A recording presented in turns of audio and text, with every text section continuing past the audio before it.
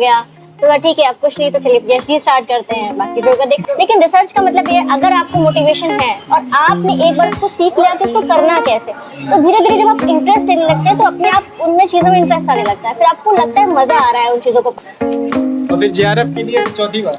हाँ, चौथी बार में जेआरएफ हो गया। सेम आपका भी? Yes. अरे यार, एमएससी टाइम में तो एमएससी टाइम में किसी को नहीं पता होता आगे वो क्या करने वाला। 4-5 बच्चे होते हैं ऐसे जिनको डिसाइडेड होता है कि हमें यहीं जाना है, और जिनका नहीं क्लियर होता है कहाँ जाना है, वो क्या करते हैं, ये भी कर लेते हैं, वो भी कर लेते हैं, अरे ये भी दे रहे, हम ये भी दे लेते हैं, चलो। तो उसमें किसी का अगर लक बैठ गया और किसी लाइन में निकल गया तो वो लाइन पकड़ लेता है। किसी का सारी लाइन में नहीं हुआ तो वो फिर से तब तक अटका ही रहता है आगे भी जाके कि ये भी करना है, ये भी करना है, ये भी करना है। तो इसलिए लाइन पकड़ना बहुत जरूरी है। पेपर फर्स्ट के बारे में बहुत सारी चीजें रहती हैं कि यहाँ से पढ़ ली जाए। इतनी यूट्यूब पे तो झुग्गा भर के मतलब जो है चैनल खुले हुए हैं तरीके से बता हाँ, कि मतलब यहाँ से ये पढ़ लीजिए, आप इसको कवर 5 क्वेश्चन यहाँ से, 5 क्वेश्चन यहाँ से। तो क्या ओवरऑल स्ट्रेटजी रहती है फर्स्ट पेपर को कवर करने के लिए? क्या क्या सोर्सेज अपनाएं और बुक्स अगर हैं तो उसको थोड़ा सा बताइए। ये जो पीएचडी से पहले जब आप टॉपिक डिसाइड करने के बारे में सोचते हैं या फिर जब कहते हैं कि हम ये चूज़ करने वाले, तो इसके बारे में कैसे डिसाइड करते हैं कि हम ये पर्टिकुलर टॉपिक इसके बारे में सोच रहे हैं या करने के या इसमें करेंगे? तो इसको कैसे खोजते हैं आप लोग कि इसमें ही करना है, इसके अलावा कैसे? इसको बताइए कि एक रिसर्चर की लाइफ में गाइड का होना कितना आवश्यक है या कितना महत्व रखता है? पड़ेगा हमारी मानिए तो अगर आप पीएचडी में जाने के लिए नेट कर रहे हो तो उससे अच्छा आप सीधा जेआरएफ के लिए ही जाओ। क्यों आप नीचे का फोकस करो? एम नीचे का क्यों लो आप, जब आप ऊपर का एम लेके कर सकते हो? तो ऊपर का एम लोगे तो नीचे वाले अपने आप होते चले जाएंगे। नमस्ते, मेरा नाम आदित्य है। आज फिर से हाजिर हैं हम अपने चैनल जनहित में जारी पर नई चर्चा के साथ। चर्चा जिनके साथ होने वाली है वो लखनऊ विश्वविद्यालय में अपनी पीएचडी कर रहे हैं, यानी कि रिसर्च स्कॉलर हैं। पीएचडी के दौरान इन्होंने नेट और जेआरएफ की परीक्षा पास की और अभी इन्हें जेआरएफ मिल रहा है। तो आज हम इनसे चर्चा करने वाले हैं इस यूजीसी नेट के बारे में और पीएचडी के बारे में, साथ साथ एनटीए के बारे में, किस प्रकार की कैटेगरी नई डिसाइड की है इसके बारे में बात करेंगे। साथ में ये भी बात करेंगे कि एक पीएचडी करने के बाद आपको असिस्टेंट प्रोफेसर के पद पर तैनाती कब मिलेगी, इसके बारे में भी बात करने वाले हैं। अगर आपको लगता है कि इन वीडियोस से आपकी कुछ मदद हो रही है तो बदले में आप भी हमारी मदद कर सकते हैं।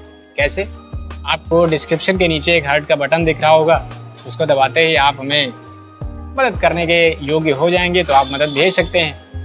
फिलहाल अगर आप चैनल पर नए हैं तो चैनल को सब्सक्राइब कर सकते हैं और बेल आइकन को भी दबा सकते हैं। तो आइए चर्चा का आनंद लिया जाए। बहुत स्वागत है आप लोग का हमारे चैनल जनहित में जारी पर। तो अभी आप लोग एलयू में जो है रिसर्च के विद्यार्थी हैं, है ना? कैसा चल रहा है रिसर्च आप लोग का?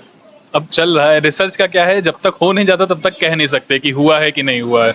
हर दिन ऐसा लगता है कुछ नया सोच के जाते हैं, अगर वो हो गया तो अच्छी चीज़ है, प्रोग्रेस हुई, नहीं हुआ तो फिर अब क्या कर सकते हैं, फिर दूसरा कुछ सोचना है। तो रिसर्च कैसे चलता रहता है। अच्छा, रिसर्च मतलब ये चल रहा है कि ये रिसर्च की खुद की चॉइस है या फिर मतलब किसी के द्वारा बताया गया, या पहले से होता है ना कि जब मास्टर कर रहे होते हैं तो पहले लगता है कि हाँ यार रिसर्च में जाना है, तो ये खुद की चॉइस है कि किसी ने बताया? ड्यूरिंग माय लास्ट सेमेस्टर बस ये हुआ कि बाई चांस मेरा यूजीसी नेट क्लियर हो गया, तो बस ये हुआ कि अब नेट के बाद द फर्स्ट चॉइस कि आप पीएचडी की ओर प्रोग्रेस करें। तो बस ये था कि हाँ ठीक है, एक बार पीएचडी के लिए ट्राई करेंगे। तो जैसे ही फिर एंट्रेंस हुआ तो फॉर्म डाला, अब इसमें भी क्लियर हो गया, तो ठीक है, अब कुछ नहीं तो चलिए पीएचडी स्टार्ट करते हैं, बाकी जो का देखा जाएगा आगे। क्या भैया बताइए? ये तो काफी लोगों का होता है, कुछ नहीं है तो पीएचडी कर लेते हैं, लेकिन ये होता है ना पीएचडी में आपको मोटिवेशन चाहिए होती है। अगर आप घुसे हो तो बिना मोटिवेशन के नहीं कर पाते हो। लेकिन कुछ लोग का ऐसा भी होता है, घुस जाते हैं ऐसे ही, लेकिन उसके बाद ये होता है करते करते मजा आने लगता है। जो होता नहीं है कि रिसर्च में ही मजा आने लगा। अब जैसे इन्होंने बताया नेट हो गया, तो नेट बहुत बड़ी चीज़ है। जैसे बहुत लोग का जिनके पास नेट नहीं है तो वो कतराते हैं पीएचडी करने से, नंबर भी सबसे बड़ी प्रॉब्लम यही है। सबसे बड़ी प्रॉब्लम यही है कि नेट बहुत ही ज़रूरी है। अगर आपको आगे असिस्टेंट प्रोफेसर या किसी चीज़ के लिए भी जाना है तो नेट बहुत ही ज़रूरी है स्टार्टिंग के लिए। अब पीएचडी में भी आप जब इंटरव्यू के लिए जाते हैं तो उसमें भी नंबर होते हैं, इसके 10 नंबर मिलते हैं नेट के अलग से इंटरव्यू में। मतलब जिसके पास नेट नहीं उसके 10 नंबर तो ऐसे ही कम हो गए।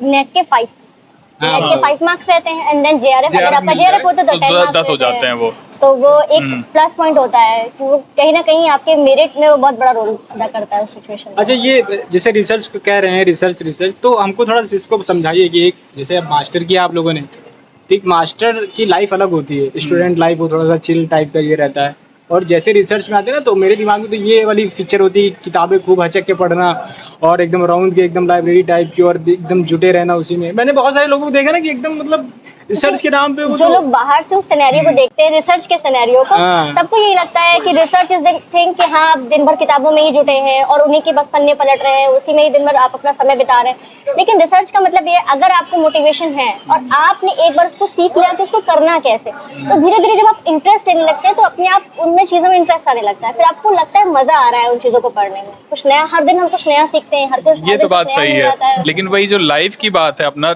लोग मैनेज कर लेते हैं, घूमना फिरना हम लोग भी करते, कोई ऐसी बात नहीं है, सब घूमते फिरते हैं। बस ये अपना काम अगर आपने टाइमली खत्म कर लिया तो एक मोटिवेशन आती है कि चलो अब ये हो गया है, अब घूम सकते हैं आराम से। अब टेंशन के साथ तो कोई नहीं घूमता है, तो इसलिए रिसर्च वाले भी घूमते हैं, ऐसा नहीं मस्ती नहीं करते, हम लोग बहुत मस्ती करते हैं, बस ये उसका टाइम थोड़ा कम हो जाता है। मास्टर में तो कोई चिंता नहीं है, अपना जब एग्जाम आएगा पढ़ लेंगे, लेकिन रिसर्च में ऐसा नहीं है। चीजों के लिए कि हाँ हमें इतना टारगेट फोकस बना के रखना पड़ता है। उसके बाद आप आपकी अपनी लाइफ है, उसको एंजॉय करिए आप आराम से। अच्छा, ड्यूरिंग द रिसर्च और ड्यूरिंग द जब हम लोग MSc कर रहे होते हैं, तो उसमें स्टूडेंट लाइफ या जब हम साइकोलॉजिकल अपने माइंड को सोचते हैं, देखते हैं अपने आप को, तो उसमें क्या अभी आपको डिफरेंस नज़र आता है कि उस टाइम MSc में किस प्रकार के हम जब अप्रोच करते थे किसी भी चीज़ को लेकर के, और अभी किसी टॉपिक को लेकर के किस प्रकार का रवैया रहता है, इसको थोड़ा सा। देखिए, MSc के टाइम पे आपका जो अप्रोच रहता है किसी भी टॉपिक को लेके, एग्जाम क्लियर करना होता है मोस्टली, कि ये एग्जाम निकल जाए बहुत बढ़िया हो जाएगा। लेकिन रिसर्च पे आपका ये नहीं है, रिसर्च पे आपको उसकी एकदम बेस तक जाना है, जो कॉन्सेप्ट है कहाँ से वो निकला है, किस लिए निकला है और उसको किस तरह हम यूज कर सकते हैं, तो ये सारी चीजें आपको देखनी। तो आप सिंपल सा जो मीन मीडियन मोड भी पढ़ते हो ना, उसके पीछे की भी हमको जानकारी लेनी पड़ती है कि किस जगह हमको लगाना है या नहीं लगाना है। तो इसलिए रिसर्च उसमें थोड़ा तो डिफरेंस आ जाता है, सोच में तो बहुत ज्यादा डिफरेंस है। मास्टर किस वर्ष किया था? 2020 to 22। अच्छा, तो PhD किस वर्ष ज्वाइन की? हमने तो PhD 2022 में ज्वाइन की थी। और मेरा 2023 था। 2023। अच्छा, फॉर्चुनेटली मेरी PhD की रैंक भी सेकंड रैंक थी, PhD एंट्रेंस की। अच्छा, LU। हाँ, LU। आएंगे इस पर भी, PhD का क्या एंट्रेंस का रहता है, इसको थोड़ा बताइए, क्योंकि आप लोगों ने ड्यूरिंग द PhD ही आप लोग का नेट और JRF क्वालिफाई हुआ या फिर इनरोल होने से पहले हो गया था? नहीं, हमारा तो जो है JRF जो हुआ इसके PhD ज्वाइन करने के बाद हुआ था। PhD भी हमारा ऐसा था कि बीच में हमारा थोड़ा जो 2 साल का गैप हुआ था, थोड़ा हम पढ़ाने वढ़ाने में ज़्यादा थे, तो हमको ये लगा कि PhD बीच में 1 साल आई भी नहीं थी यूनिवर्सिटी में, और बाहर जाने का हमारा कोई वो नहीं था, तो इस वजह से जो हमारी PhD थी वो 1 साल डिले हो गई। और फिर यहाँ पे अप्लाई किया, फिर उसके बाद हमको ध्यान आया कि नेट भी करना ज़रूरी है इसके लिए, क्योंकि अंदर जाते ही आपको पता लगती बहुत सारी चीज़ें, कि पहले से आपको अगर आइडिया नहीं है तो बहुत सारी दिक्कत होती है। तो फिर उसके बाद से हमारा 2 बार नेट क्वालिफाई हुआ, 3 बार नेट क्वालिफाई हुआ, फिर चौथी बार में हमारा ये JRF हुआ। आज इतनी शक्ति कहाँ से लाई जो है? The same thing happened with me, 3 time net and then 4th attempt में हमारा सेम आपका भी JRF हुआ। 3 टाइम नेट। इतनी बार तो लग ही जाता है कम से कम पेपर समझने में, एवरेज, ऑन एन एवरेज इतना तो लग जाता है। और फिर JRF के लिए फिर चौथी बार?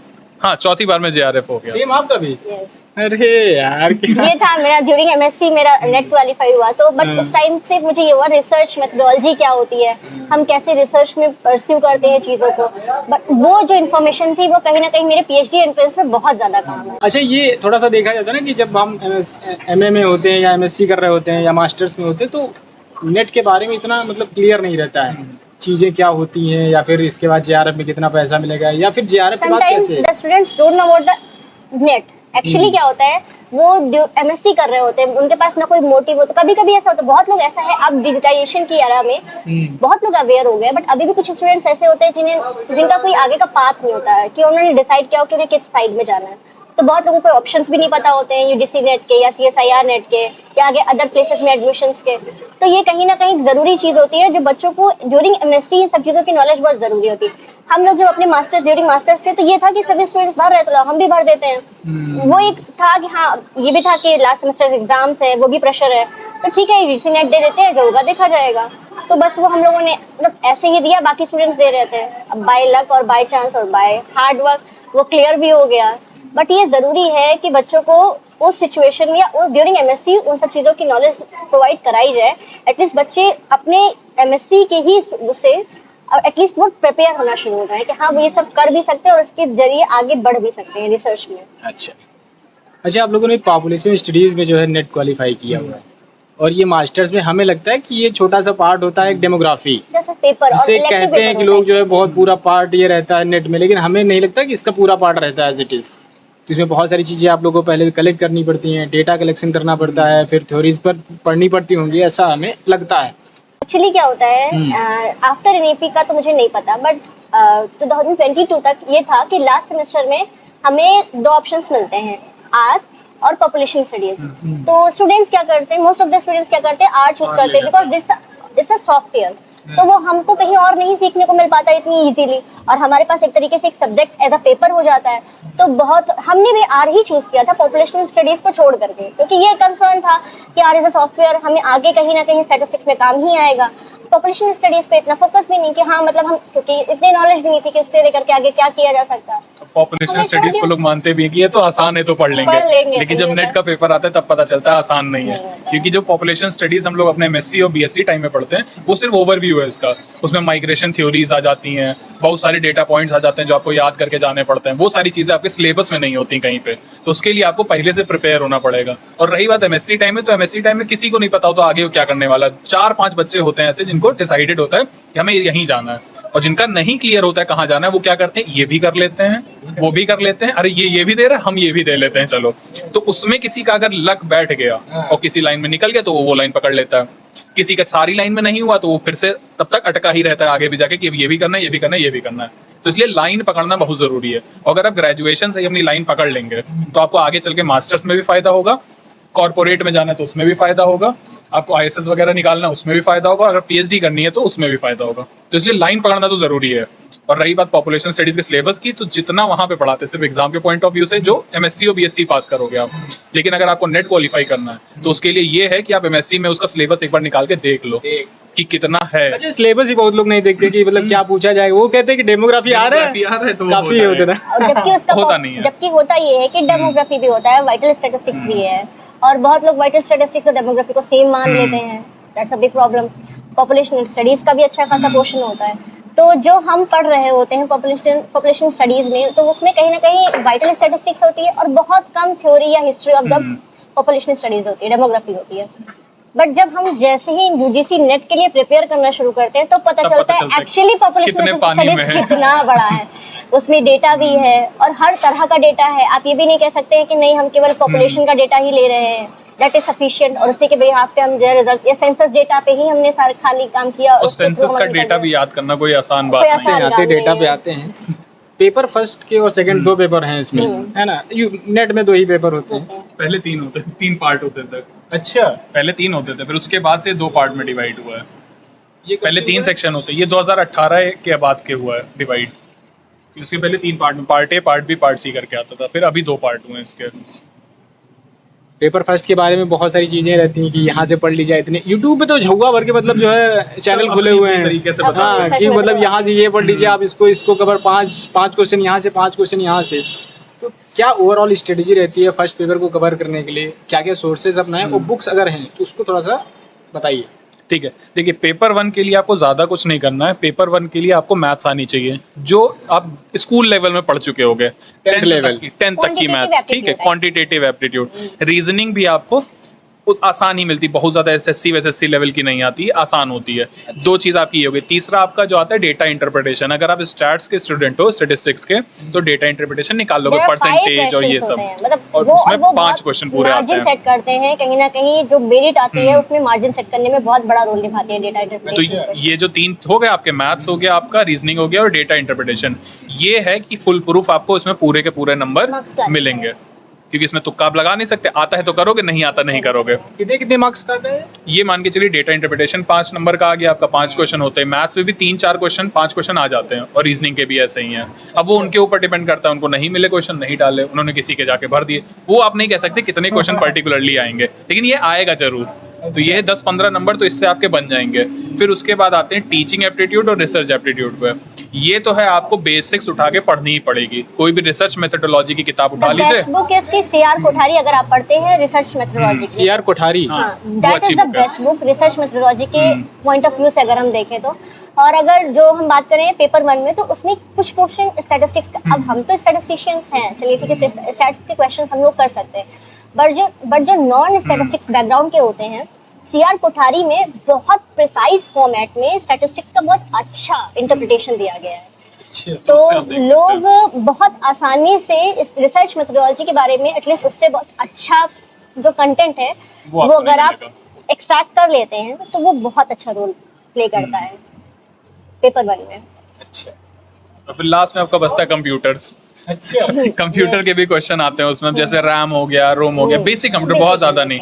एक आध क्वेश्चन चलो आपको कन्वर्जन के दे देते हैं, जैसे बाइनरी से इसमें कन्वर्ट करो, ये सब तो ये बेसिक है। तो एक बार अगर आपने CCC वाला जो सिलेबस होता है हल्का फुल्का वाला कि बेसिक ऑपरेटिंग सिस्टम क्या होता है, RAM ROM, input device, output device, ये सब 12th लेवल में अगर पढ़ रखी तो 12th लेवल में तो हो जाता है, उसको अलग से पढ़ने की जरूरत और नहीं इसके पड़ती अलावा है। अगर आपको कंप्यूटिंग में थोड़ा भी प्रॉब्लम आता है, कंप्यूटर्स में आपको लग रहा है कि नहीं आप नहीं कर पाएंगे, तो उससे सबसे बेस्ट ऑप्शन ये है कि आप PYQs उठाइए। Previous year Previous year question में सारे पेपर question उठाने मिल से जाते हैं। अगर आपने लास्ट 5 ईयर के भी कवर कर लिए हैं तो वो आपका कहीं ना कहीं स्कोर बढ़ाने में बहुत हेल्पफुल रहेगा। आइडिया मिल जाता है कि क्वेश्चन का लेवल किस हिसाब से और क्या क्या हमें पढ़ना है, क्योंकि ऐसे कंप्यूटर बोल दिया, कंप्यूटर तो बहुत बड़ा बहुत बड़ा है, है। क्या भी आ सकता है ऐसे। ये तो बता गए आप, बना बने स्ट्रेटजी बता दिए कि आप ये कर लो, यहाँ से कर लो, ये तो नहीं बताया कहाँ से कर लो, है ना। इतने मतलब हमने बताया ना कि चैनल तो बहुत सारे हैं, क्या बुक्स का प्रेफर किया या फिर कोई पर्टिकुलर चैनल प्रेफर किया, उसको बताइए। देखिए, बुक्स भी आपको प्रेफर करनी पड़ेगी क्योंकि आपको ग्राउंड नॉलेज जब भी चाहिए होती है, तो बुक्स से अच्छा कुछ नहीं है। फिर जब आपके पास बेसिक्स आपके स्टार्ट हो गए कि आपको पता चल गया क्या क्या चीज़ है, फिर उसके बाद चैनल्स पे जाइए, चाहे कोई प्रीवाइज क्यूज उठाइए। बस ये है कि क्वेश्चंस पिछले साल के आपको लगाना है। जितने ज़्यादा टेस्ट सीरीज आप लगाओगे उतना ही फायदा है, क्योंकि यहाँ आप भतेर पूरी 4-5 बुक पढ़ लो, वहाँ बैठोगे 50 क्वेश्चन करने में आपको घंटों लग जाएंगे। ये होता है पेपर 1 में आदमी अगर ज्यादा टाइम दे देता है, जैसे मान लीजिए 150 क्वेश्चन आ रहे हैं, तो हम इस तरह 50-50 क्वेश्चन पर घंटे के हिसाब से हम रख सकते हैं उसको। तो 50 क्वेश्चन पहले पेपर का है तो आप उसको 1 घंटे में खत्म करिए। लेकिन मैथ्स में बहुत बच्चे क्या करते हैं, अगर जुटे हैं तो कि मैथ से ये तो अभी हो जाएगी कैसे नहीं हो रही है, तो उसमें बहुत टाइम निकल जाता है। DI में टाइम, तो अगर आपने 1 घंटे से ऊपर उसमें निकल गए तो आपके जो 100 क्वेश्चन पॉपुलेशन स्टडीज के हैं या फिर जो भी जिसका सब्जेक्ट है उसके हैं, उसमें फिर आपको टाइम नहीं मिल पाएगा, जो आपका स्कोरिंग सब्जेक्ट है, प्लस पॉइंट है। तो ये स्ट्रेटजी इसमें जरूरी है कि आप PYQs लगाइए टाइमर के साथ, और उसको 1 घंटा ना समझ के 45 मिनट या 40 मिनट में करने की कोशिश करिए। और सबसे बड़ी चीज इसमें ये है कि आप चाहे सब YouTube चैनल्स भी देख लें, चाहे आप टेस्ट सीरीज भी लगा लें, चाहे आप बुक से ही पढ़ लें, but at the end of the day बस ये होता है कि ड्यूरिंग एग्जामिनेशन आपका प्रेजेंस ऑफ माइंड कितना स्ट्रांगली वर्क कर रहा है। क्योंकि कहीं ना कहीं क्या होता है, जब लॉजिकली चीजों को फिट करने की बात आती है रिसर्च में, तो क्योंकि रिसर्च भी कई तरीके की होती है, अब क्वेश्चन किस तरह की रिसर्च के लिए पूछा जा रहा है ये वहाँ पे बहुत बहुत तरीके से क्लियर करना बहुत जरूरी है। क्योंकि कभी कभी क्या होता है कि वो क्वेश्चंस को सीधा सीधा तो नहीं पूछेंगे आपसे कि नहीं इस टाइप की रिसर्च है और आपको इसमें बताना है कि किस तरीके का सिनेरियो फिट हो रहा है। तो वहाँ पे आपको प्रेजेंस ऑफ माइंड अपना बहुत क्लियर रखना है और बहुत सही तरीके से जज करके ही आंसर करिए वहाँ पर। भाई ये कॉन्फिडेंस होना चाहिए। कॉन्फिडेंस होना चाहिए। और कॉन्फिडेंस कैसे आएगा? PYQ से आएगा। बेसिक्स जब क्लियर होते हैं और PYQs आपने किए मतलब हचक के एकदम PYQ लगाइए, है ना, प्रीवियस ईयर के एकदम। हाँ। ये नहीं कि सिर्फ PYQs लगा लिए, पहले अपने बेसिक्स क्लियर Basics करिए clear फिर करना PYQs पे बहुत आइए।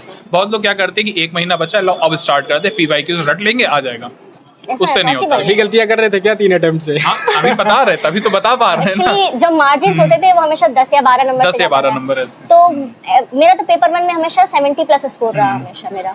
तो मुझे और यही पता अच्छा था भी कि मुझे माना जाता पेपर 1 में कोई हार्ड वर्क ऐसा कोई स्पेसिफिक वर्क नहीं करना था। तो पेपर 2 में मुझे पता था कि हम अपना स्कोर जो है वो गेन कर सकते हैं।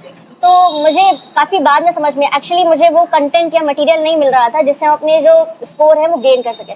तो at the last attempt, I mean 4th attempt, मुझे कुछ ऐसे कंटेंट्स मिल गए कि जिसके थ्रू जो मुझे मेरे वीक पॉइंट्स थे वो तो मुझे पता था कि मैंने 3 अटेम्प्ट्स में क्या मिस्टेक्स कर रखी हैं। तो मुझे वो कंटेंट मिला कि एटलीस्ट मैं अपने जो स्कोर्स हैं उनको गेन कर सकूं। तो वहाँ पे वो मेरे जो प्रॉब्लम थी तो उसको जब मैंने टैकल किया तो उसके बाद 4th अटेम्प्ट में वो चीज़ मुझे एज अ रिजल्ट मिल गई। ये बढ़िया बात बोली इन्होंने कि आप जो पेपर दे के आते हो तो जब रिजल्ट आता है आप सिर्फ रिजल्ट मत देखो, अपनी आपकी Weak वो points शीट देखो आती है उसको मैच करो, क्या क्या टॉपिक हमको नहीं आ रहे हैं वो टॉपिक आप खटाखट लिख डालो कि हमको ये टॉपिक भी अगली बार कवर करने हैं। और अगर आपने वो टॉपिक ऐसे करके 3 बार भी, अगर 2 बार भी आपने कर लिया तो लोगों का पहली बार में भी निकला है, दूसरी बार में भी निकला है। ऐसा नहीं कि आपको इतना टाइम लगेगा, बस ये अपनी वीकनेस अगर आप जल्दी पहचान गए तो जल्दी निकाल लोगे, निकल जाता है। नहीं निकाल पाए तो फिर तो वही चीज़ तो फिर तो फंसे रहो। बात तक फिर तो रगड़ा पट्टी करते रहो, क्योंकि आपको अपनी वीकनेस तो ढूंढनी पड़ेगी किस जगह लैग कर रहे हैं। बहुत लोग का होता है, जैसे पेपर 2 की अगर हम बात करें तो उसमें डेटा भी आता है, थ्योरी भी आती है, क्वेश्चन ऐसे न्यूमेरिकल टाइप के भी आते हैं, जैसे लाइफ टेबल पे पूछ लिया, किसी चीज पे भी पूछ सकते हैं वो।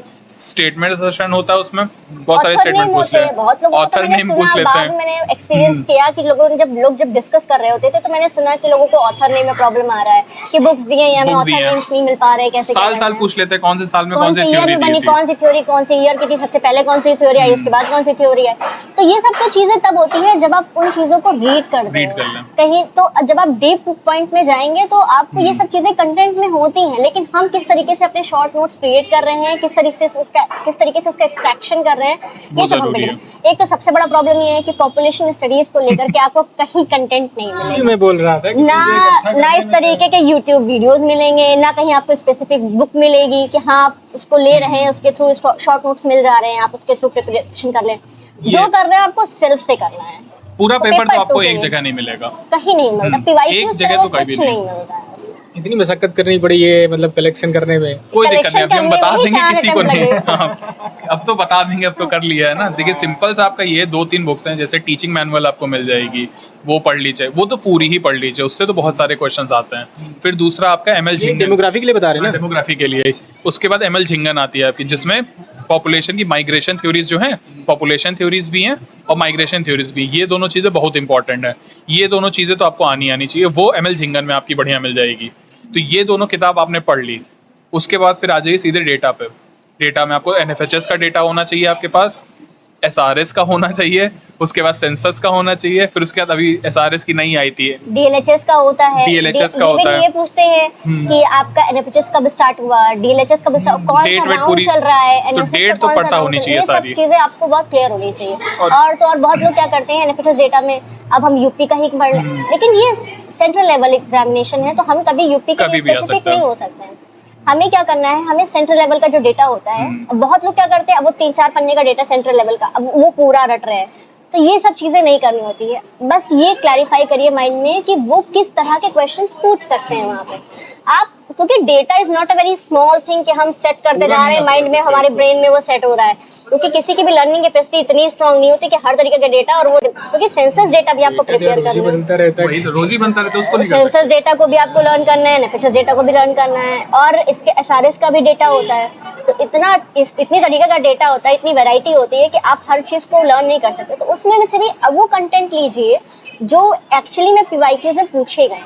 अब जैसे PYQs में आपके क्या पूछते हैं, टॉप 5, बॉटम 5, आप Top 5 कर दिया है। हाँ, bottom अब 5 आप स्टेट्स को क्रोनोलॉजिकली उसमें ऑर्डर कर देते ऑर्डर हैं। करिए। अब ये आप बहुत लोगों रिजल्ट तो पेपर में ही करवा देते हैं। वही चीज है। अब अगर आपको देखिए वही चीज़ है। पांच दिए हैं, आपको स्टेट्स दे दी, तो उसमें का इसको अरेंज करना है, तो अगर आपको 2 या 3 भी पता है तो भी उनका ऐसा ही पेपर आता है, एक एकदम टॉप का दे देंगे, एक एकदम बॉटम का दे देंगे। अगर आपको वो भी दोनों पता है तो भी आप कर ले जाओगे। जाएंगे। तो इसीलिए टॉप 5 बॉटम 5 तो जरूरी है। तो ये चीज अगर आपने कर ली सबके लिए तो फिर आसान हो आराम से जाएगा, सब हो जाता है। उसमें दिक्कत नहीं होगी फिर। माथा पच्ची करना पड़ा है। हाँ, 3 वही साल 3 अटेम्प्ट में यही 3 सब किया attempt है, में तो चौथे मतलब अटेम्प्ट में वो चौथे यूज में कर पाए। JRF मिल चुका है, अब तो इसीलिए- थोड़ा बहुत आ रहा है, इनकम बन रही है। ड्यूरिंग रिसर्च हमें लगता है कि नहीं हम पेड रिसर्चर्स है। नहीं तो ये feel तो होता है कि कि research- बहुत जरूरी हो जाता है। क्योंकि हम लोग क्योंकि- स्टेट यूनिवर्सिटी के रिसर्चर्स हैं। अब सेंट्रल यूनिवर्सिटीज में तो थोड़ा बहुत फंडिंग stipend होती है, मिलती है वहाँ stipend पे। मिलता है, बट स्टेट यूनिवर्सिटीज के साथ में यही प्रॉब्लम है कि आप उतना अनपेड ज्यादा- रिसर्चर रहते हैं, तो कहीं ना कहीं खुद से मैनेज research में करना है आपको सब। पूरा माइंडसेट भी फोकस करना है। अब एक टेंशन ये भी है कि हाँ हम इस लेवल पे आकर के और घर वालों का प्रेशर भी हम होता है कि एम्प्लॉयमेंट भैया ही नौकरी नहीं कब है, हम करोगे। खाली रिसर्च कर रहे हैं, तो ये बहुत बड़ा प्रॉब्लम होता है। वो तो पूरा फोकस नहीं रिसर्च के नाम पे ना ये हो जाता है कि यार रिसर्च कर रहे, कब तक पता नहीं, कब तक पता नहीं, ये तो नहीं ड्यूरेशन नहीं रह सकते आप क्योंकि ना। कोई स्टार्टिंग का ड्यूरेशन बता सकता है रिसर्च कि का, कब बट शुरू एंड करेंगे, ड्यूरेशन खत्म कब होगा ये नहीं बता सकते पता आप। होता कि वो एंड कब होनी है। क्या इसीलिए चल रहा, रिसर्च चल रहा है, अब Research इसके आगे चल मत रहा है। पूछो कब तक चलेगा। कैसे चलेगा। कितना मिलता है रिसर्च स्कॉलर, क्या स्कॉलरशिप कितनी लगती है? ये मान के चलिए, अभी पिछली बार जब हो रहा था तब 31 या 35 के आसपास आती थी, अभी इस समय 37 हो गई है बढ़ के। फिर SRF जब होंगे तो 4-5 हजार रुपए शायद से और बढ़ जाएगा। वो 2 SRF साल कब के होगा? बाद 2 साल के बाद रिपोर्ट सबमिट होती है। ये डिसाइड कौन करता है कि SRF बनूं? नहीं, वो नहीं होता है। आपका जब JRF क्लियर हुआ हो उस ड्यूरिंग या उस डेट से आपका 2 ईयर कंप्लीट होने पर और फिर एक रिपोर्ट जाती है यहाँ एक पे, आपकी डिपार्टमेंटल कमेटी या रिसर्च कमेटी होती है, वो रिपोर्ट भेजती वो है। जो है डिसाइड करती है कि अब आप SRF के लिए SRF अपडेट के हो लिए गए अपडेट है कि नहीं है। तो आपका ये होना चाहिए कि जो आपने अपनी रिसर्च में काम किया है वो करने लायक था कि प्रोग्रेस रिपोर्ट प्रोग्रेस एक तरीके की वो आपकी सबमिट होती है, वो फिर रिसर्च कमेटी डिसाइड करती है कि आप एसआरएफ के लिए अपग्रेड हो गए हैं। इसको कैसे मैनेज करते हैं जो आपको मनी भेज रहा है एनटीए, उसको मतलब हम ये जानना चाहते हैं कि ना बेसिकली जैसे कि आपको दे रहा है रिसर्च के लिए, तो किस प्रकार से उसको यूज होता है, इसको थोड़ा सा समझिए। जैसे बुक्स लेने में या फिर रिसर्च बाहर जाने में, Actually- डेटा कलेक्शन में, तो उस कैसे करते हैं? ठीक है। जब भी हम लोग को ये पैसा मिलता है तो ये ग्रांट एक तरीके से हम किसी भी चीज़ में यूज़ कर सकते हैं। फॉर एग्जांपल हम लोगों को बहुत सारी जब पेपर्स पढ़ने होते हैं तो पेपर आप कंप्यूटर पे नहीं पढ़ सकते, तो आप क्या करते हो, पेपर डाउनलोड करके उसका प्रिंट निकालते हो। प्रिंट तो भैया बाहर से निकलो, पैसा लगेगा, या तो खुद से भी प्रिंट कर रहे हो तो उसमें कार्टेज भी लगेगी, पेजेस भी लगेंगे, तो एक तो वो आपका खर्चा होगा। ऊपर से जब भी कॉन्फ्रेंसेज है ये सब होती है हमारी, तो उसमें आने जाने का खर्चा क्या होता है, मैनेज हो जाता है उससे भी। और ऊपर से एक्स्ट्रा भी कभी कभी मिल जाता है हम लोग, जैसे कंटिजेंसी होती है, तो कंटिजेंसी भी हम लोग को 2500 रुपये हर 3 महीने पे होती है, तो उसमें भी हम एक्स्ट्रा बुक्स मंगा ली या कुछ भी मंगा ली तो उससे भी मैनेज कर सकते हैं। तो खर्चे तो लगे रहते हैं, ये तो मान के चलिए। अब नौकरी की तरह तो नहीं कह सकते इसको, लेकिन फिर भी सरकार इतना कम भी नहीं देती है कि सिर्फ इतना ही मतलब है प्रोत्साहन। हाँ, एक तरीके से एक कि आप तरीके से जैसे ये है कि अब हम स्टैटिस्टिक्स में रिसर्च कर रहे हैं तो हमारे पास बहुत हाई लेवल डेटा भी है। बल्क ऑफ डेटा जब है तो हमें ऐसे अपडेटेड सिस्टम Softwares चाहिए भी होंगे, चाहिए होंगे, सॉफ्टवेयर system भी चाहिए चाहिए होंगे होता जो उन सब चीज़ों को हैंडल, बल्क ऑफ डेटा को हैंडल कर सके। तो कहीं ना कहीं उसको परचेज करने में हमारे लिए बहुत हेल्पफुल होता है इस तरह की फेलोशिप्स, कि हमें उसके लिए सोचना नहीं पड़ता है कि हाँ हम उसको कैसे एक्सेस करें। एटलीस्ट हमारे पास फंड है, गवर्नमेंट हमें फंड दे रही है, तो we can access that kind of things, तो हम उसको ईजिली अपनी रिसर्च में यूटिलाइज कर सकें। तो ये सब चीज़ें भी होती है। और कॉन्फ्रेंसेज हैं, चलिए ठीक है ना, हमारी स्टेट लेवल की है तो हम फिर भी एक तरीके से अपने जो है जेब से उसको मैनेज कर लिया। अब हम जाना चाहते हैं नेशनल लेवल की कॉन्फ्रेंस कोई ऐसी हो रही है या इंटरनेशनल लेवल की कॉन्फ्रेंसेस, तो एटलीस्ट हमारे पास इतना काफी फंड खर्चा हो होगा जाता है। क्योंकि वो क्वालिटी ऑफ द रिसर्च होगा, क्वालिटी ऑफ द वर्कशॉप होगा, तो कहीं ना कहीं उसको एक्सेस करने से पहले हमें सोचना नहीं पड़ेगा कि हम उसको एक्सेस कर रहे हैं आराम से। ये सब चीज़ें बहुत सही रहती है। मतलब पूरी जो है स्ट्रेटजी तैयार है, जो फंड आ रहा है उसका जो है पूरा मतलब तैयार है, कहाँ कहाँ जाना है, कहाँ जाना है। हाँ, उस हिसाब से वो लोग देते ही हैं कि यहाँ यहाँ आवश्यकता हो सकती है, इतना हो सकता है। लेकिन तब भी काम से ज्यादा ही देते हैं वो, कि आपको ये भी ना लगे कि आप जॉब और नहीं एक कर रहे चीज हो, इसके अलावा अच्छी पीएचडी भी होती है कि हम लोगों को प्लस कंटिजेंसी मिल रही होती है। 12,000 पर ईयर के अकॉर्डिंग हमें 3 मंथली 2500 मिलता है। तो अब कंटिजेंसी से रिलेटेड जो चीज़ें हैं जैसे फोटोकॉपीज हैं या बुक्स हैं, तो आप अपने कंटिजेंसी से रीइंबर्स करा सकते हैं उसको, वो भी एक हमारे लिए फैसिलिटी अच्छी होती है। बहुत जो है खोजबीन हो गई है। आप जो है अच्छा, ये जो पीएचडी से पहले जब आप टॉपिक डिसाइड करने के बारे में सोचते हैं या फिर जब कहते हैं कि हम ये चूज़ करने वाले, तो इसके बारे में कैसे डिसाइड करते हैं कि हम ये पर्टिकुलर टॉपिक इसके बारे में सोच रहे हैं या करने के या इसमें करेंगे, तो इसको कैसे खोजते हैं आप लोग कि इसमें ही करना है, इसके अलावा कैसे ये सब पता करें? देखिए, सबसे पहले तो आपका इंटरेस्ट होता है एक, जैसे मान लीजिए इंटरेस्ट एक हो गया, सब्जेक्ट हो गया हमारा, सब्जेक्ट में हम घुसे स्टैटिस्टिक्स आया। अब स्टैटिस्टिक्स भी बहुत छोटा नहीं है, देखने में तो लगता है जैसे 11-12 में जाओ तो बहुत छोटा लगता है, मीडियन मोड है ये तो, लेकिन जब आप आते हो मास्टर्स लेवल उसके बाद जब पीएचडी करने तो बहुत बड़ा है, वास्ट है। तो उसमें फिर आपको देखना होता है आपको कौन सी चीज़, पहले तो बेसिक्स अच्छे से आती हो, या तो अगर बेसिक्स मान लीजिए नहीं भी आते हैं उसके, तो आप देखते हो कि किसमें इंटरेस्ट आ रहा है, ये चीज़ होगी इंटरेस्ट। दूसरा चीज़ ये होगी आप किसमें कुछ कर सकते हो नया, क्योंकि इसमें बहुत ज़रूरी है। अगर आपका टॉपिक ऐसा है जो सब लोग कर रहे हैं तो कोई मतलब नहीं है उसका, तो आपको ये भी देखना होता है कि पहले तो आपका इंटरेस्ट हो उस फील्ड में, दूसरा उसमें कुछ आप कर पाओगे कि नहीं कर Scope of पाओगे, the study स्कोप है या कितनी नहीं? है। तो अगर ये स्कोप बहुत नहीं बड़ा है point होता है। तो फिर उसमें भी दिक्कत आएगी। दिक्कत तो ये आएगी। 2 चीज़ें मेन होती है।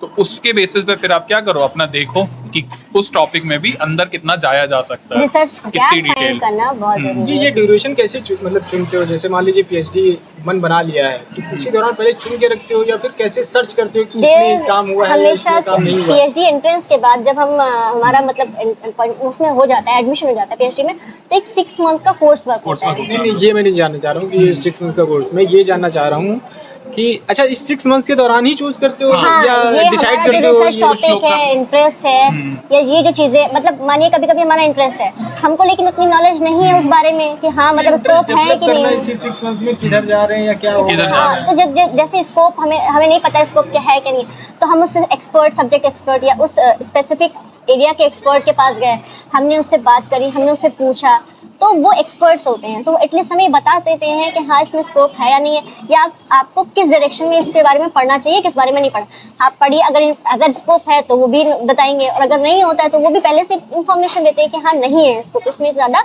आप किसी दूसरे एरिया की तरफ मूव ऑन करिए। तो वो भी एक तरीका का नॉलेज हो जाता है। फिर वो 6 मंथ हमें ऐसे यूटिलाइज करने होते हैं कि हमें अपना इंटरेस्ट भी पता करना होता है, उसके बाद हम किस टॉपिक पे रिसर्च करना चाहते हैं हमें ये भी पता करना होता है, हमें गैप भी आइडेंटिफाई करना होता है रिसर्च के लिए कि एटलीस्ट हमारा अब एरिया ऑफ वर्क क्या होगा आगे जा करके। तो वो 6 मंथ का जो ड्यूरेशन होता है वो बहुत बहुत इंपॉर्टेंट होता है, जिसको बोलते हैं कि बिल्डिंग होती है वो आपकी। हाँ, और वो एक ये भी नींव इसमें prepare सोचना करती बहुत है। जरूरी हो जाता है कि जो आप करने जा रहे हो वो ऐसा भी ना हो कि अगले साल या उसके 1 साल बाद कोई करके दे दे, आप फिर बैठे रह जाओ। अच्छा, तो ये भी आपको ध्यान रखना पड़ेगा। बाई 3 ईयर का चांस एटलीस्ट हमारे पास 3 साल का तो minimum मान के चलो। होता है रिसर्च के लिए। कोई भी चूज कर सकता है, जो आपने टॉपिक चूज किया हुआ कोई अदर भी चूज कोई भी कर सकता है। बिल्कुल कर ये सकता चीज है। फंसती है, बहुत ज्यादा नहीं होता, रेयर केस होता है ये, लेकिन फिर भी ये भी इतना थोड़ा बहुत ध्यान करके रखना पड़ता है। तो इसीलिए आपको पूरी पीएचडी के टाइम अपडेट रहना पड़ता है अपने टॉपिक से रिलेटेड, कि कोई नई चीज आई, कहीं ये तो नहीं आया, कहीं वो नहीं आ गया। तो आपको रेगुलरली उस पर सर्च करना रहता है। थोड़ा गाइड के बारे में बात कर लेते हैं। ड्यूरिंग द पीएचडी या रिसर्च आपके गाइड का क्या रोल रहता है? क्योंकि बताया जाता है ना कि बिना गाइड के थोड़ा सा असंभव माना जाता है, या तो फिर अपने आप कर लेना, मतलब फिर क्या ही थोड़ा सा नहीं, असंभव ही असंभव होता है ही बिना होता है। गाइड के। थोड़ा सा इसको बताइए कि एक रिसर्चर्स की लाइफ में गाइड का होना कितना आवश्यक है या कितना महत्व रखता है? देखिए, जैसे एक बच्चा होता है, जितना माँ बाप का रोल होता है उतना ही रिसर्च में गाइड का रोल है। आप कहीं भी कुछ भी, जैसे बच्चा होता है गिरा तो माँ बाप आके उसको समझाते हैं, या फिर कुछ भी गलत करते हैं तो समझाते हैं। इसी तरह गाइड भी हमारे लिए बहुत ज़रूरी होता है। हम कहीं भी फंसे हुए हो, ये तो गारंटी है गाइड आपको उससे निकाल लेगा, इसकी गारंटी, क्योंकि वो आपका एक्सपर्ट है उस फील्ड में। आपको आइडिया जैसे होता नहीं, मोटिवेट करना उस चीज़ के लिए माँ बाप जैसे करते, गाइड भी उस चीज़ के लिए आपको मोटिवेट भी करेगा। जहाँ ज़रूरत होगी वहाँ डांटेगा भी, जो चीज़ आपको नहीं आ रही वो समझाएगा भी। तो गाइड का तो बहुत बड़ा रोल है पीएचडी के टॉपिक के स्टार्टिंग से लेकर सबमिशन तक, और सबमिशन के बाद तक भी उसका रोल होता है। तो आपको बताएगा सबमिट तो कर दिया तुमने, लेकिन यहाँ रुकना नहीं है। गाइड जो है वो गाइड एक तरीके से डायरेक्शन देता है हमें, क्योंकि हम रिसर्च में नए नए हैं। जो स्कॉलर्स होते हैं वो रिसर्च में नए नए होते हैं, अब उन्हें तो नहीं पता ना कि किस डायरेक्शन में जाना है, किस डायरेक्शन में हम सही चल रहे हैं कि नहीं, हम चल रहे हैं, हमें नहीं पता हम सही चल रहे हैं। तो वो कहीं ना कहीं हमें एक डायरेक्शन प्रोवाइड करता है कि हमें किस डायरेक्शन में चलना चाहिए और किस डायरेक्शन में हम अपनी एक तरीके से अपने वर्क को वेस्ट कर रहे हैं। तो वो हमें बहुत ज़रूरी है, और टाइम रहते पता चलना बहुत ज़रूरी है सब चीज़ों के बारे में। तो गाइड हमें कहीं ना कहीं बहुत डायरेक्शन देने में बहुत इंपॉर्टेंट रोल। कौन है गाइड आप? हमारे तो डॉक्टर मसूद सर है। और हमारे डॉक्टर शामिल मिश्रा। जल्द ही उनसे हम बात करने का प्रयास करेंगे। आपने नेट और जेआरएफ क्वालिफाई किया, तो जेआरएफ के दौरान आपने बताया कि क्या क्या रिसर्च किया, फिर मतलब कहाँ से क्वालिटेटिव डेटा निकाला या फिर क्या चीज़ें रही, क्या परेशानियाँ रहती हैं उस समय जब आप रिसर्चर्स के लिए पहले से नेट क्वालिफाई करने के पहले जूझ रहे होते हैं, उनके एस्पिरेंट्स के लिए, कि क्या वो जो आपने किया है वो बचने के लिए आप क्या सजेशन देंगे कि आने वाली जो एस्पिरेंट्स हैं उनको क्या बताना चाहिए? देखिए, हमारे हिसाब से अगर आपको पीएचडी में जाना है तो आपको नेट तो अब देना ही पड़ेगा, क्योंकि अब 3 कैटेगरी आ गई है उसमें। पहली तो आपको पीएचडी में एनरोल होने के लिए, दूसरा असिस्टेंट प्रोफेसर के लिए जो नॉर्मल नेट होता है, और तीसरा जेआरएफ प्लस असिस्टेंट प्रोफेसर। तो पीएचडी में अगर जाना है तो आपको नेट की तैयारी तो करनी पड़ेगी। हमारी मानिए तो अगर आप पीएचडी में जाने के लिए नेट कर रहे हो तो उससे अच्छा आप सीधा जेआरएफ के लिए ही जाओ। क्यों आप नीचे का फोकस करो, एम नीचे का क्यों लो आप, जब आप ऊपर का एम लेके कर सकते हो। तो ऊपर का एम लोगे तो नीचे वाले अपने आप होते चले जाएंगे। तो ये मान के चलिए, अगर आपको पीएचडी में जाना है तो एमएससी लास्ट सेमेस्टर से ही, बल्कि एमएससी 3rd सेमेस्टर से ही आप ये चालू कर दीजिए इसकी तैयारी। कुछ नहीं, अगर आप सिलेबस भी उसका पढ़ के चले जाओगे ना पहली बार में, तो भी आपको पहली बार सिलेबस पढ़ा, पेपर दिया, थोड़ा बहुत आइडिया तो लगेगा ना कैसे होता है। फिर अगले सेमेस्टर में, क्योंकि साल में 2 बार होता है, अगले सेमेस्टर में थोड़ा और पढ़ के जाइए। तो इससे ये होगा, पीएचडी में घुसने से पहले आपके पास नेट होगा। और तो बिना नेट के तो पीएचडी कर ही नहीं सकते। हाँ, नेट का मतलब आप ये कह सकते, क्या पता आपका जेआरएफ निकल जाए, या फिर जेआरएफ नहीं भी हो रहा तो भी आपको थोड़ा तो मोटिवेशन रहेगा। क्योंकि अरे जब नेट के लिए कर ही लो तो और हचक के मतलब मेहनत कर लो। नहीं, 3 कैटेगरी हो गई ना, क्या पता सिर्फ पीएचडी का एंट्रेंस वाला हुआ है, नेट क्वालिफाई नहीं हुआ है। तो इसलिए हम कह रहे हैं कि अगर नेट भी हो गया आपका तो भी आप बहुत सारे लोगों से ऊपर रहोगे जो सिर्फ पीएचडी के लिए आए हैं। वो प्लस 5 पॉइंट सारी संभावनाएं खुल जाती हैं। हाँ, सारी संभावनाएं खुल जाती हैं। आप अपनी मनपसंदा यूनिवर्सिटी ले सकते हो।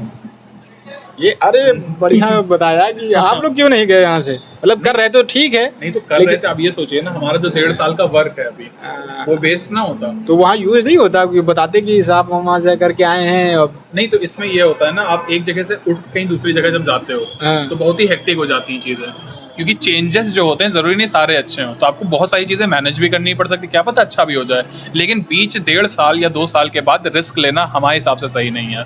क्योंकि 3-4 साल की पीएचडी होती है, अब 2 साल बाद रिस्क ले रहे हो, चल रहे हैं। चलना पड़ता है क्योंकि बहुत ज्यादा रिस्क, क्या कहते हैं, रिसर्च में बहुत ज्यादा आपके पास ऑप्शंस होते भी नहीं। एक बार आप किसी टॉपिक में घुस गए तो आप उसी में जाओगे, कहीं आप बाहर गए, आप सुपरवाइजर दूसरा उसने कहा इसमें हम नहीं करा पाएंगे, तब आप तो फंस जाओगे। 2 साल आपके सीधे सीधे बर्बाद हैं, यहाँ भी जा रहा है तो दिक्कत हो जाएगी फिर आपको। अगर आपका ये चीज जो है, जैसे पीएचडी आप कहीं से भी ज्वाइन कर रहे हो, आपको चेंज करना था, आपका पहले 6 महीने में हो जाता, तब आप एक बार को सोच सकते हो, क्योंकि आपके 6 महीने मैनेज हो जाते हैं। 2 साल 1.5 साल ड्यूरेशन होता है, ये वही होता है कौन कितना मैनेज कर सकता है। अगर आप ज्यादा मैनेज कर सकते हो तो आप कर लो, सबका अपने अपने ऊपर होता है। लेकिन पहले अगर हो गया JRF तब तो बहुत ज्यादा फायदा है, तो इसीलिए पहले से तैयारी करिए, पहले JRF करिए और फिर जो है चूज करिए।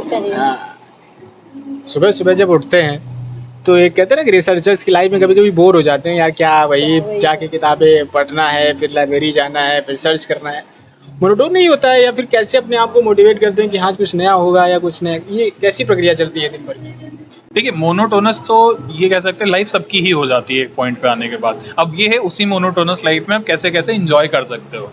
अब हो गया सुबह के समय तो नहीं इंजॉयमेंट हो पाता उतना, सभी लेट हो रहे होते हैं उसमें। शाम को ये हुआ कभी दोस्तों के साथ मिलाए जाके, कभी घूम फिर लिया थोड़ा, तो ये है अपने काम के साथ साथ थोड़ा बहुत अगर इंजॉयमेंट आप मैनेज कर रहे हो, सोशल गैदरिंग बहुत जरूरी है। आप अगर एक ही केबिन में बैठे हुए हैं और एक ही तरीके के एटमॉस्फेयर में रह रहे हैं तो वो कहीं ना कहीं फिर आपको डिप्रेस भी करने लगता है। तो बहुत जरूरी है कि आप सोशली भी गैदर्ड रहिए। ये नहीं है कि नहीं हम रिसर्च कर रहे हैं तो प्रॉपर्ली केवल हमने कई लोग रिसर्च हमने देखा है उनको, वो जो पीएचडी कर रहे हैं तो मतलब बोलते नहीं किसी से, एकदम मतलब स्ट्रेट फॉरवर्ड, हमको बोलना नहीं वरना डिस्टर्ब हो जाएंगे। लोग तो आपको हर जगह हर तरीके के मिलेंगे। तो कुछ लोग होते हैं जो इस तरह के होते ही हैं, उनको इसी में मजा आ रहा होता है, तो उनकी बात तो हम नहीं करते, हम नॉर्मल लोगों की बात करते हैं थोड़ा, जिसको कहते हैं कि हंसमुख खेलता हुआ दिखना चाहिए। तो ये है रिसर्च अगर आप कर रहे हो तो अगर आपको नहीं, वैसे इंसान नहीं हो जैसे अभी आपने बताया, तो आपको थोड़ा बहुत मैनेज करो, सब हो जाता है। जैसे आपके पीएचडी साथ वाले भी हैं, उनके साथ ही बैठो, लंच साथ में करो, क्योंकि लंच तो सभी करते हैं, उतना टाइम तो आपको निकालना ही पड़ेगा। लंच साथ में करो, घूमो फिरो। अगर आप कोई इंसान ये सोचे कि अकेले हम पीएचडी कर लेंगे, हमारा गाइड बता देगा और हम कर लेंगे, इट्स नॉट पॉसिबल। कहीं ना कहीं फ्रेंड्स का भी साथ होना बहुत जरूरी है, आइडियाज वो मेंटली आपको उस चीज से स्ट्रॉन्ग कर सपोर्ट करते हैं मेंटली कि हाँ नहीं हो सकता है। कभी कभी हमें भी रिसर्चर्स की लाइफ में ऐसा टाइम तो जरूर आता है कि कभी कभी वो सोचते अब नहीं हो पाएगा, तो उस वक्त मोटिवेशन बहुत जरूरी होता है। मोटिवेशन इससे भी मिल जाता है कि यार इसका भी फंसा हुआ हमारा भी है, चलो नॉर्मल है, दोनों फंसे हैं तो नॉर्मल है, हम ही अकेले नहीं है फंसने वाले, सब फंस रहे हैं, कोई बात नहीं, तो होगा एक दिन फिर तो। लेकिन मोनोटोनस लाइफ भी जरूरी होती है थोड़ी, काम तभी हो पाता है। वो प्रेशर पड़ता है, रिसर्च तभी होती है, एक्चुअली रिसर्च तभी होती है, प्रेशर पड़ता है। तो मतलब समझ में आता है कि चलो ठीक है आप डायरेक्शन में हैं, लेकिन मतलब हमेशा कुछ लोग की मतलब एकदम नहीं हमेशा का तो पॉसिबल ही नहीं होता। वो नहीं वो होता, शायद कुछ ज्यादा ही फोकस रहते होंगे अपनी रिसर्च के लिए, तो शायद से 1 साल में पीएचडी कर ले चाह रहे हैं। एलयू में आप लोग रिसर्च स्कॉलर हैं इस समय, क्या है एलयू की प्रक्रिया रिसर्च स्कॉलर के लिए? देखिए हमारे हिसाब से तो क्या कहते हैं ठीक है, बहुत ज्यादा मैं हाई लेवल भी नहीं कहूँगा। इस ईयर में ही चेंजेस हो गए हैं, जैसे कि पहले क्या होता था, एंट्रेंस के बाद जब एंट्रेंस होता था, जो भी मेरिट बनती थी उसमें ये है, क्राइटेरिया ये है कि आपको 35 प्लस लाने जरूरी है, उनका क्राइटेरिया ये है। एलयू अपना एंट्रेंस एग्जाम करवाता है, लेकिन अब तो नेट क्वालिफाइड होना चाहिए तभी लेंगे। हाँ, तो उसके बाद भी वो एंट्रेंस करवाएंगे ना, नेट फिर भी कराएंगे। नेट क्वालिफाइड नहीं, अब उसमें देखिए पीएचडी की क्वालिफिकेशन है उनकी, तो नेट के थ्रू 3 कैटेगरी हो गई ना। अच्छा हाँ, 3 हो गई, तो पीएचडी की क्वालिफाइड है। लेकिन अब अगर सारे ही बच्चे जो हैं वो पीएचडी क्वालिफाइड वाले में आ गए, तब फिर कैसे करोगे? अच्छा फिर वो एंट्रेंस एग्जाम फिर यहाँ चटनी होगी, तो छाटना तो पड़ेगा। मेरिट बेसिस पे होता है, तो उसके बाद क्या होता है, एंट्रेंस के बाद मेरिट आती है, मेरिट के बाद क्या होता है कि फिर इंटरव्यूज होते हैं। इंटरव्यूज के बाद जो फाइनल मेरिट लिस्ट बनती है उसमें से फिर जिनका जितनी सीट्स होती है उतने सिलेक्शंस होते हैं। सिलेक्शंस के बाद क्या होता था, पहले क्या होता था 2024 से पहले ये रूल था कि 6 मंथ का कोर्स वर्क होता था, उसके बाद गाइड अलॉटमेंट होता था। अब क्या होता है, अब प्री गाइड जो मतलब फाइनल हो गया, उसके बाद जो भी सिलेक्टेड कैंडिडेट्स होते हैं उनको स्टार्टिंग में ही गाइड अलॉट कर दिए जाते हैं। गाइड अलॉटमेंट से ये होता है कि इसके पीछे का थॉट ये था कि जो बच्चों का कोर्स वर्क का ड्यूरेशन होता है 6 मंथ का, वो कभी कभी वेस्ट भी हो जाता है क्योंकि गाइड ही डिसाइड नहीं है, तो आपका एरिया ऑफ इंटरेस्ट और एरिया ऑफ सभी दिशाओं में भटक रहे हो। सभी दिशाओं तो अभी क्या होता है कि आप एटलीस्ट डिस्ट्रिक्ट हो गए अपने आप में कि हाँ आप इसी डायरेक्शन में जाएंगे, तो गाइड के अलॉटमेंट से फायदा होता है कि आपका डायरेक्शन थोड़ा क्लियर हो जाता है, तो जो 6 मंथ होते हैं वो यूटिलाइज हो जाते हैं लोगों के लिए। लेकिन इसमें दिक्कत भी काफी सारी हो बढ़ जाती है। कभी-कभी हमारा इंटरेस्ट कुछ और है, गाइड इंटरेस्ट कुछ और है, तो फिर दिक्कत हो गई। आपने तो चूज कर लिया स्टार्टिंग में। ना ये तो मतलब सोने पे सुहागे वाली तो मतलब एकदम अलग बात हो गई जाएगी। प्रॉब्लम हो जाती है उसके बाद फिर।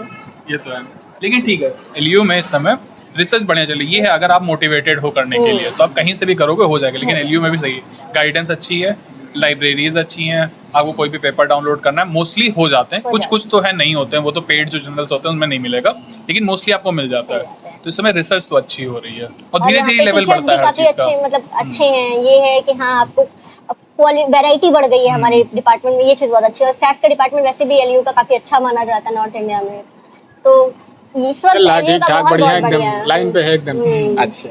अच्छा ये पीएचडी कंप्लीट होने के बाद मान लीजिए आप लोग कंप्लीट कर लिए 3 साल में या आगे 1 साल में भविष्य में, तो उसके बाद फिर मतलब कैसे जॉब या प्रोफेसर या असिस्टेंट प्रोफेसर के लिए मतलब कैसे होगा, आप लोग कैसे अप्रोच करेंगे या कब बनेंगे असिस्टेंट प्रोफेसर, या इसके बाद भी कहीं अप्लाई करना पड़ेगा या फिर इसके बाद फर्दर पढ़ाई करनी है, इसको थोड़ा सा बताइए। देखिए इसका ये सीन है, आपने पीएचडी कंप्लीट की, आपके पास 2 रास्ते अभी भी हैं। आप कॉर्पोरेट में भी जा सकते हो, प्राइवेट वाले बहुत मांगते हैं पीएचडी वालों को, पीएचडी वालों को प्राइवेट वाले और अच्छा खासा पैसा देते वो हैं। जो 3 इयर्स के मानिए जितना भी आपका ड्यूरेशन है पीएचडी का, वो एज अ एक्सपीरियंस काउंट होता है क्योंकि आपने अप्लाइड रिसर्च की है। नहीं जाएंगे आप फिर जो है उसमें प्राइवेट सेक्टर में किस उसमें जाएंगे, मतलब डेटा एनालिस्ट भी बन सकते हो आप, उसमें सीनियर डेटा एनालिस्ट की पोजीशन आती है, जो जैसे मार्केट एनालिस्ट होते हैं, मार्केट रिसर्च वाले होते हैं जो लोग, इस तरह करके बहुत बिजनेस एनालिस्ट होते हैं, बहुत सारी चीजें होती हैं, वो सीधा उठाते हैं क्योंकि आपके पास अप्लाइड की नॉलेज है। इस समय आपने अप्लाई की, आपने पीएचडी की है, मास्टर ही है आपके पास। पी वैल्यू आप ही लोग बता सकते हैं कि ये जा रहा है कि नहीं जा रहा। सॉफ्टवेयर तो बहुत लोग चला लेते हैं, काम ही सबसे बड़ा यही और फिर दूसरी चीज असिस्टेंट प्रोफेसर की बात रही तो देखिए उतनी वैकेंसी स्टैटिस्टिक्स में आज सच हमेशा नहीं मिलेगी आपको। प्राइवेट कॉलेजेस में हो सकता है आपकी जॉब लग जाए आसानी से, उसमें भी थोड़ा मुश्किल है, लेकिन आसानी से अगर बाई चांस लग भी जाती है तो भी आपको क्या कहते हैं गवर्नमेंट में जाने में टाइम थोड़ा लग सकता है, वो किस्मत पे होता है। गवर्नमेंट का भी थोड़ा क्राइटेरिया है, जैसे सेंट्रल लेवल यूनिवर्सिटीज होती हैं और स्टेट लेवल यूनिवर्सिटीज होती है, तो कुछ सेंट्रल लेवल यूनिवर्सिटीज में ये होता है कि वो मतलब क्या करते हैं कि एक सेंट्रल का पोर्टल होता है, सेंट्रल यूजीसी का ही एक पोर्टल है जिसमें लोग सर्च कर सकते हैं कि कहाँ कहाँ किस किस यूनिवर्सिटीज में जॉब आई हुई है, तो वहाँ से वो वैकेंसीज जो है वो एक्सट्रैक्ट करके तो वहाँ पे अप्लाई कर सकते हैं। तो वहाँ इंटरव्यू बेसिस पे मेरिट बनती है, जब एपीआई काउंट होता है तो एपीआई काउंट पे ही जो है वहाँ पे ज्वाइनिंग कराई जाती है। स्टेट लेवल में क्या होता है, स्टेट में भी 2 क्राइटेरिया होते हैं, एक तो जैसे यूपी का ही बात करें तो यूपी एचएससी कराता है, हायर कमीशन के थ्रू जो भी पोस्ट आती हैं तो लोग फिर उसमें रिटर्न एग्जाम होता है, रिटर्न के बाद मेरिट बनने के बाद वहाँ पे होता है इंटरव्यू होता है, इंटरव्यू के बाद होता है एक होता है कहीं कहीं पर यूनिवर्सिटी जो होती है वो अपना ही खुद का रिटर्न एग्जाम करवाती है, उसमें क्लियर करने के बाद आपको अपॉइंटमेंट मिलते हैं इंटरव्यू के बाद में। कहीं कहीं पर जैसे प्राइवेट सेक्टर्स में क्या होता है कि प्राइवेट इंस्टीट्यूशंस हैं, वैकेंसी निकाली, इंटरव्यू लिए, एपीआई काउंट किया, जो मेरिट में हाई गया उस अकॉर्डिंग। लेकिन इसमें एक बहुत बड़ा रोल करता है कि आपके रिसर्च पेपर्स कहाँ पब्लिश हुए हैं वो कितने हुए हैं और कितने पब्लिश हुए हैं, ये भी बहुत बड़ा रोल होता है। तो जैसे एक्सपीरियंस जो अगर आप बैठे वहाँ पे, आपसे एक्सपीरियंस ज्यादा बंदा है वहाँ पे, भले ही वो असिस्टेंट प्रोफेसर स्टार्ट ही के लिए आया हो तो फिर उसको ले लेंगे, उसके रिसर्च पेपर ज्यादा है उसको ले लेंगे। बहुत बड़ा रोल करता है यहाँ पे, पेपर का मायने है, खेल है, बहुत खेल होता है, बहुत खेल, सिर्फ पीएचडी ही जरूरी नहीं है, जरूरी नहीं होती है। अच्छा असिस्टेंट प्रोफेसर फिर या प्रोफेसर कैसे बनेंगे इसके, मतलब अगर पीएचडी हो गई आपकी कैसे बनेंगे फिर? ये मान के चलिए कि आपके पीएचडी के दौरान आपके पास बहुत सारे रिसर्च पेपर हों, अगर बहुत सारे नहीं भी हो पा रहे 2 3 4 भी हैं अगर, तो भी अच्छे जर्नल में हो कि कोई देखे करे अरे वाह इसका पेपर तो इतना बढ़िया है या फिर इतने बढ़िया जर्नल में। जैसे कि कुछ कैटेगरीज रखी गई हैं, UGC care listed Scopus index होना चाहिए, वेब ऑफ साइंस है, और इंडिया में भी स्टैटिस्टिक्स का एक अपना जर्नल है संख्या। तो वैसे तो आजकल के जो जिस तरीके का ट्रेंड चल रहा है उसमें तो स्कोपस इंडेक्स होना बहुत जरूरी है। ये क्या है? स्कोपस एक तरीके की जर्नल है आपके जो पेपर पे तो इंडेक्स वो एक तरीके की इंडेक्सिंग करता है जर्नल्स की। तो जो जर्नल्स होते हैं डिफरेंट तो अगर वो स्कोपस इंडेक्स्ड हैं और आपका पेपर ऐसे किसी जर्नल में पब्लिश्ड है जो स्कोपस इंडेक्स्ड है तो वो काफी अच्छा माना जाता है। और जो प्रेफरेंस होता है तो फिर उनको ही यूजीसी के लिस्टेड के कंपैरिजन में स्कोपस इंडेक्स को ज़्यादा प्रेफरेंस दिया जाता है। उसके बाद उसके भी ऊपर आता है वेब ऑफ साइंस, अगर किसी का उसमें पब्लिश है तो उसको ज़्यादा वेटेज मिलता है। एपीआई सबका सेम काउंट होता है, बट वो नहीं तो प्रेफरेंस देने वाली बात, तो प्रेफरेंस फिर उनको जैसे दिया ग्रेस जाता है। मार्क्स एक तरीके से बोल सकते हैं। हाँ, वो उस तरीके का हो जाता है ज़्यादा। संवाद को यहीं पर जो है विराम किया जाए। ये थे हमारे साथ रिसर्च स्कॉलर लखनऊ यूनिवर्सिटी के साहब धुरंधर लोग। काफ़ी ज़्यादा जो है जोहद्दत के बाद जो है चौथी बार में जे हुआ, उसके पहले 3 साल नेट किया, बहुत सारी जो है चीज़ें कलेक्ट की और डेटा कलेक्शन और मैथोलॉजी और बहुत सारी चीज़ें रही। इस पर हमने हचक के बात कर ली है, खूब सारी मतलब की बात की है। अगर आपको पसंद आए तो आप इस चर्चा को शेयर भी कर सकते हैं। अगर आप चैनल पर नए हैं तो चैनल को सब्सक्राइब भी कर सकते हैं। बहुत बहुत धन्यवाद आपका।